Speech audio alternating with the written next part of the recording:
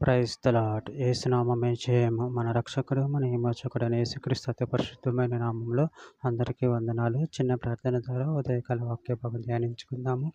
పరిశుద్ధుడా, మహాగణుడైన దేవ యేసయ్య, సర్వాధికారులైన మీకే వేలాది వందనములు, కృతజ్ఞత, స్తుతి, స్తోత్రం చెల్లించుకుంటున్నాను దేవ. ఉదయకాలం ప్రభు వాక్య భాగం ధ్యానిస్తుండగా వాక్య భాగం మాకు అర్థమైనట్లు సహాయం చేసి మీ కృపలో బలపరిచి మీకు మాదిరిగా మమ్మల్ని నడిపించమని చిన్న ప్రార్థన యేసునామములో అడిగి వేడుకుంటున్నాను తండ్రి. Amen amen. కొరింథీయులకు రాసిన మొదటి పత్రిక 15వ అధ్యాయం 52వ వచనము. బోర మ్రోగును, అప్పుడు మృతులు అక్షయులుగా లేపబడుదురు, మనము మార్పు పొందుదుము. ఆమెన్. దేవుడి వాక్య భాగం దీవించును గాక. ప్రభునందు ప్రియులారా, ఇక్కడ వాక్య భాగంలో గమనించినట్లయితే బోర మ్రోగును, అప్పుడు మృతులు అక్షయులుగా లేపబడుదురు, మనము మార్పు పొందుదుము. అదేవిధంగా వాక్య భాగంలో గమనించినట్లయితే పేతురు రాసిన 2వ పత్రిక 3వ అధ్యాయం 10వ వచనంలో, అయితే ప్రభు దినం త్వరగా వచ్చినట్లు వచ్చును, ఆ దినమున ఆకాశములు మహాధ్వనితో గతించిపోవును, పంచభూతములు మిక్కటమైన వేండ్రంతో లయమైపోవును, భూమియు దాని మీదనున్న కృత్యములను కాలిపోవును. యెషయా గ్రంథం 18వ అధ్యాయం 3వ వచనం. పర్వతముల మీద ఒకడు ధ్వజమెత్తినప్పుడు లోక నివాసులైన మీరు భూమి మీద కాపురముండు మీరు చూడుడి, బాగా ఊదినప్పుడు ఆలోకించుడి. యోహాను సువార్త 5వ అధ్యాయం 25వ వచనం. మృతులు దేవుని కుమారుని శబ్దం విను, గడియ వచ్చుచున్నది, ఇప్పుడే వచ్చి ఉన్నది, దానిని వినువారు జీవింతురని మీతో నిశ్చయముగా చెప్పుచున్నాను. తెస్సలోనికీయులకు రాసిన మొదటి పత్రిక 4వ అధ్యాయం 16వ వచనం.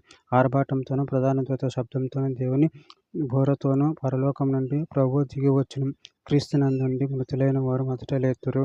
కొరింథీయులకు రాసిన మొదటి పత్రిక 15వ అధ్యాయం 42వ వచనం. మృతుల పునరుద్ధానమును, అలాగే శరీరం క్షయమైనదిగా విత్తబడి అక్షయమైనదిగా లేపబడును. హోషేయ గ్రంథం 13వ అధ్యాయం 14వ వచనం. ఆయన పాతాళ వంశములో నుండి నేను వారిని విమోచింతును, మృత్యువు నుండి వారిని రక్షింతును. ఓ మరణమా, నీ విజయం ఎక్కడ? ఓ మరణమా, నీ ముల్లెక్కడ? పశ్చాత్తాపము నాకు పుట్టదు.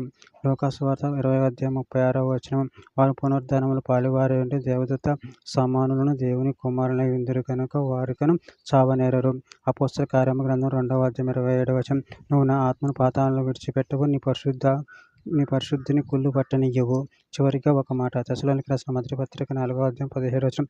ఆ మీదట సజీవులమై నిలిచియుండి మనము వారితో కూడా ఏకముగా ప్రభువును ఎదుర్కొనుటకు ఆకాశ మండలమునకు మేఘముల మీద కొనిపోబడుదుము, కాగా మనము సదాకాలం ప్రభువుతో కూడా ఉందుము. ఆమేన్. దేవుడి వాక్య భాగం దీవించును గాక. చిన్న ప్రార్థన చేసుకుందాము. పరిశుద్ధుడా, ప్రేమగల దేవ యేసయ్య, మీరు ఇచ్చిన కృతజ్ఞతలు చెల్లించుకుంటున్నాను.